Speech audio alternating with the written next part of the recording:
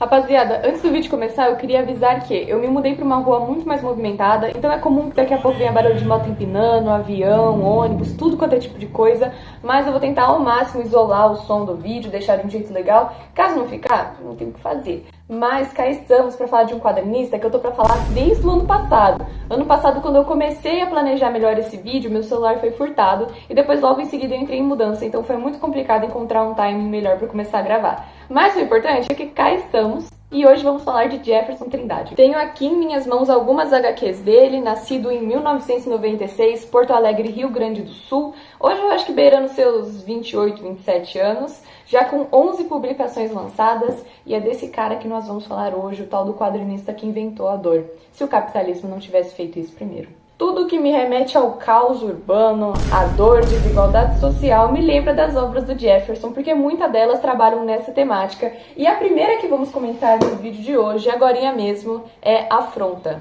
A começar então pela capa, que eu acho muito bonita, cheia de rachuras e detalhes. Todas as vezes que eu paro pra ver, eu percebo coisas novas. E é uma daquelas que a frente e o verso se complementam, ó. Parece um pôster gigante, eu acho muito legal quando fazem isso. E aqui, ó, o traço dele tá fenomenal, ó, o tanto de rachuras, ó. Mindê, papai. Afronta é uma daquelas leituras que você termina com amargo no peito, justamente por se tratar de crianças, né? Acho que tudo envolvendo crianças fica 1000 vezes pior. E também por retratar de uma realidade não distante da rotina de diversos brasileiros, que seria a opressão em cenários de agressão doméstica. Logo na primeira página, somos apresentados aos membros da família por meio de um desenho feito por Ignácio. Os membros são apresentados a partir de capítulos, começando por Ignácio, o que eu julgo ser o irmão mais novo pelo tamanho, Isaac, o irmão mais velho. E confesso que quando eu vi essas borboletas nos olhos dele, eu lembrei que borboletas se alimentam de lágrimas, tem muito vídeo delas se alimentam de lágrimas de tartarugas. Isso sem contar com o grande simbolismo da borboleta de transformação. Eu não sei se tem algo a ver, mas eu só queria compartilhar mesmo porque eu me lembrei disso e remeti isso na hora que eu estava lendo. E com essas rachuras bagunçadas, temos a figura da mãe Eloá. E por último, aquele que teve seu rosto representado apenas uma vez, Odir, o pai. E eu acho que assim, só pelo desenho dos integrantes da família, dá pra sentir que tem alguma coisa de muito errado, né? E por isso que eu dou um destaque muito forte pras rachuras aqui, porque elas são um complemento muito forte pra narrativa. Um lar completamente tomado por inseguranças, confusões, onde as crianças são ensinadas a esconder seus sentimentos que acabam se extravasando por meio de reações que deixam de ser psicológicas para se tornarem físicas. Como no começo, em que Isaac e Ignácio estão conversando e o Ignácio pergunta o porquê deles viverem brigando, e o Isaac tem uma visão diferente do irmão mais novo, em que ele acredita que isso é normal e é assim que se demonstra amor. Só que no decorrer, o Ignácio acaba cagando nas calças. E é a primeira vez que eu achei que cagar nas calças iria vir num contexto horrível e não engraçado. E aí o Isaac acaba ameaçando de contar pro pai, falando que vai bater nele de novo, por que ele não vai simplesmente no banheiro. E o que dá pra entender aqui é que essas duas crianças não fazem a menor ideia do porquê o corpo delas reagem dessa forma. É por isso que eu gosto muito da escolha do Jefferson de ter retratado esses elementos no sentido literal. Como exemplo, né, essa cortina de fedor em volta do Isaac, e lá pra frente a gente vê a casa ser inundada pelas lágrimas da Eloá. Uma cena que eu gosto muito, mas dessa vez no capítulo do Isaac, é quando ele compara a experiência de ter visto um escorpião pela primeira vez com a experiência de ter visto a mãe dele apanhar pela primeira vez. E além do escorpião ser um inseto que já emana uma sensação de perigo, no espiritismo o escorpião em casa pode ser interpretado como a presença de energias negativas ou obsessores espirituais. E aonde existir vícios em drogas ilícitas ou não, existem obsessores espirituais, o que se encaixa completamente no contexto de Afronta. Tanto que se você reparar, tem uma mãozinha colocando aquele escorpião ali, o que dá pra entender que a gente já sabe quem que é o gerador de todo esse caos. Eu não sou espírita, eu vi isso no Google, então se eu tiver errada, fiquem à vontade pra me refutar. Eu até falaria mais porque tem umas coisas muito legais nessa HQ, eu acho que ela gera uma discussão muito extensa, mas agora eu vou deixar vocês tirarem suas próprias conclusões. Comprem, leiam e comentem aqui o que vocês acharem. Acho incrível o poder narrativo do Jefferson porque em poucas páginas ele consegue me gerar muita reflexão, os quadros são muito bem pensados. E é por isso que eu acho que ele merecia muito mais reconhecimento. Se obras pequenas dele já me deixam assim, eu fico louca por um projeto maior. E agora vamos falar de Nossos Olhos, que em comparação de tamanho, com a Afronta, ele é bem menorzinho, mas esse aqui é um outro também que encucou com a minha cabeça. Mais uma vez um trabalho impecável com as rachuras e uma capa em que a frente e o verso se complementam, tendo de um lado um inseto giganorme, grotesco, e do outro uma criatura de aparência duvidosa que também podemos chamar de ser humano. Nossos Olhos é uma história sobre os invisíveis da sociedade, aqueles que, assim como baratas, só estão esperando para ser os próximos a serem esmagados. Nossos olhos já não são mais os mesmos de quando ainda éramos crianças. Retrata aquilo que sobrou das memórias de uma pessoa que uma vez já foi um artista, já teve um quarto, já teve roupas, um morador de rua decadente nas drogas, o crack. Josué e mais uma moça que não é nos revelado o nome se afundaram nas drogas juntos, mas diferente da moça que decidiu se converter e seguir um outro caminho, Josué não aceitou a ajuda e esteve cada vez mais decadente. Toda a narrativa, na verdade, é muito misteriosa, porque a gente não sabe de praticamente nada sobre o Josué, isso devido à própria confusão mental dele, mas nós não sabemos o que levou ele às drogas ou como era a vida dele antes disso. Uma das poucas coisas que a gente pode concluir é que ele era um artista, curtia música e jogos, e uma de suas únicas lembranças é de um livro sobre um homem que se transforma em uma barata.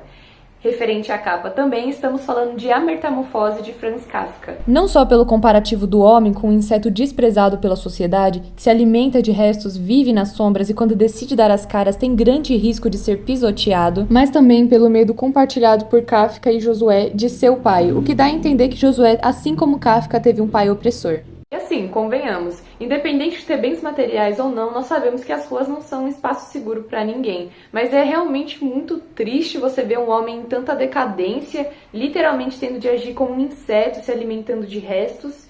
E eu não sei, cara, essa é realmente uma obra bem curtinha, mas que me trouxe muita reflexão. E novamente recomendo pra caramba. E o mais legal de tudo, cara, é que ele, ó, entendeu? Não precisa nem pedir pra autografar, já vem autografadinho. Realmente os olhos são a janela da alma, mas não dá pra saber o que restou da alma desse homem com tanta confusão passando na cabeça dele.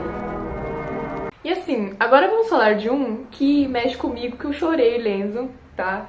E tem aquela pegada bem daddy issues que a gente gosta, né? Porque faz parte de um brasileiro, né? Ter um pai negligente.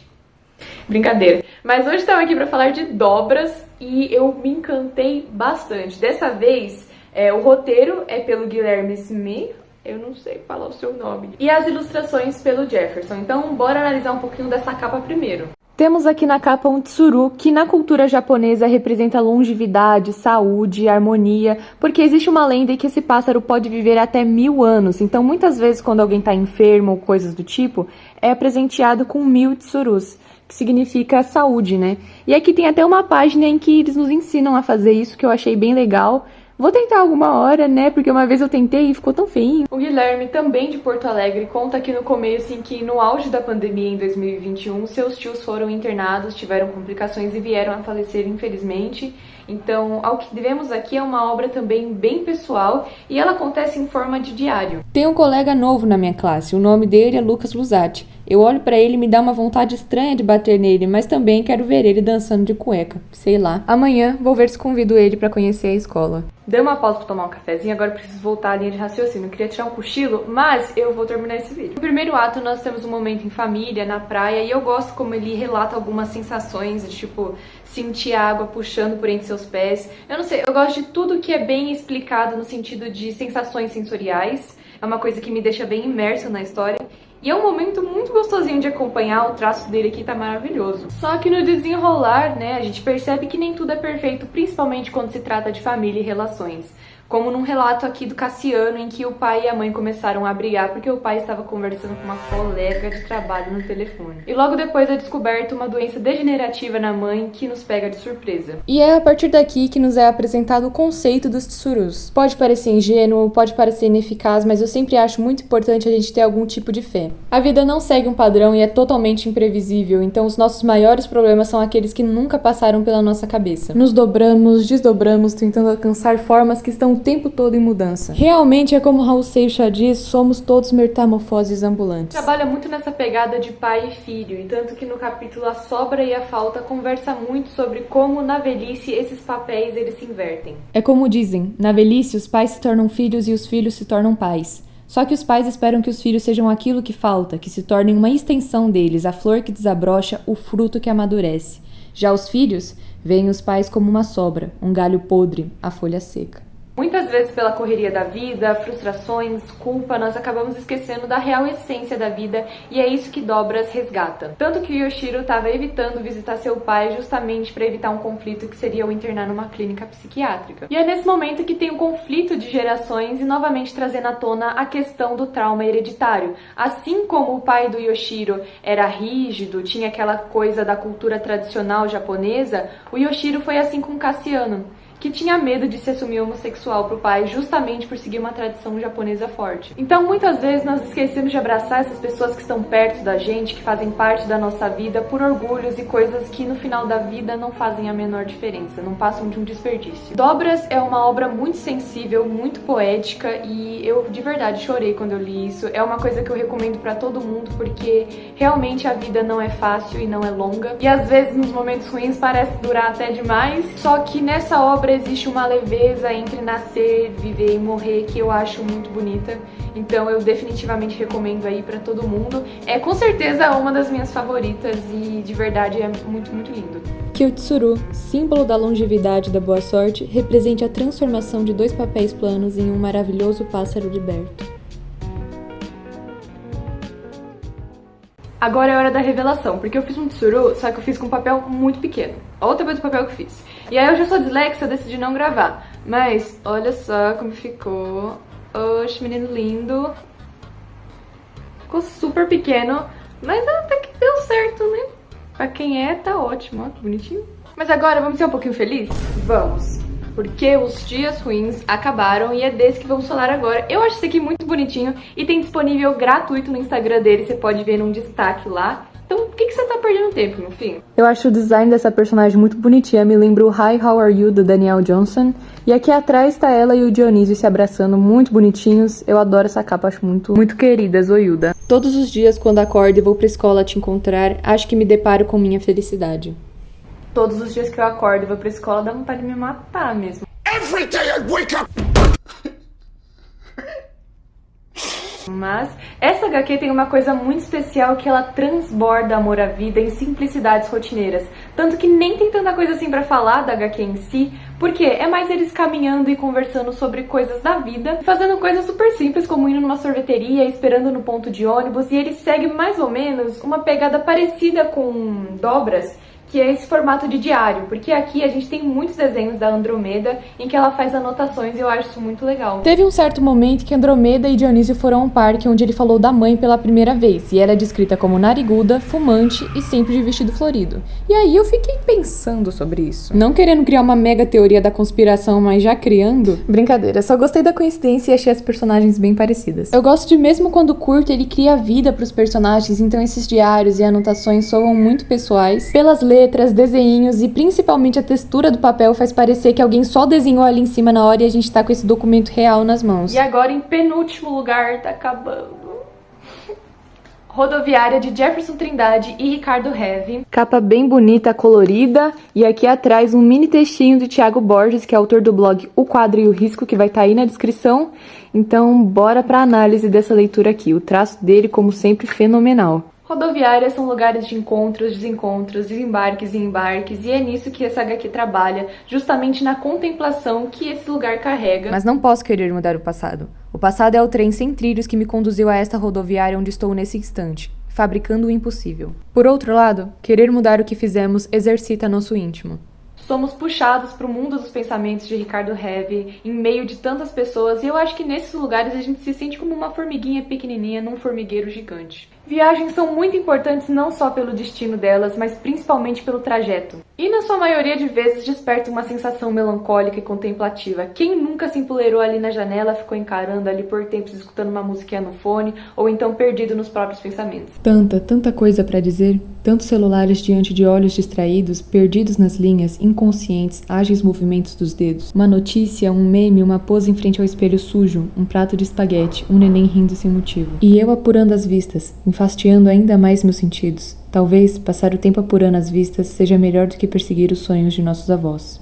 Vou puxar um assunto que pode parecer meio chato, meio gratuito, mas eu vou aproveitar essa brecha para falar sobre como nossa geração tem perdido o hábito da observação e de se permitir a sentir tédio. Não só nossa geração, eu quis dizer o mundo em si, como ele está se tornando, porque é muito comum você ver pessoas no ônibus mexendo no celular e tudo mais. Uma vez eu tava na frente de um senhor que ele tava no celular vendo uns réus, e aí ele dormiu com o celular na mão, cara. Depois ele acordou e guardou, mas tipo assim, numa dessas. É muito comum ver pessoas esperando o ônibus, mexendo no celular e coisas do tipo, e tudo isso nos faz ficar cada vez mais ansiosos, porque nós não nos permitimos a sentir esse tédio de pequenos intervalos de tempos, ou até mesmo nos maiores, quando o ônibus atrasa e etc. Falo isso porque até eu sou assim. Só que a contemplação, ela é um momento extremamente importante. Então, às vezes, é muito bom você só parar as coisas por um tempo e observar as coisas ao seu redor. Então, quando eu li isso, eu acabei pensando nisso, mas não só no contexto de rodoviárias, mas em qualquer atividade rotineira da vida, né? Pegar um ônibus, esperar chegar num ponto no metrô e coisa do tipo, pra gente não perder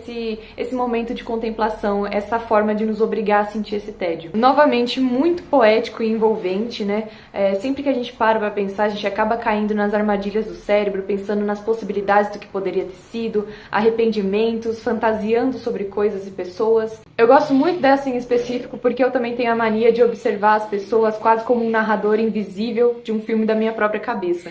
Então, essa é uma obra bem bonita e parabéns aí ao Ricardo Heve e o Jefferson novamente por isso aqui. E agora, por último, e não menos importante, uma total masterpiece. É um zine bem curtinho, mas assim...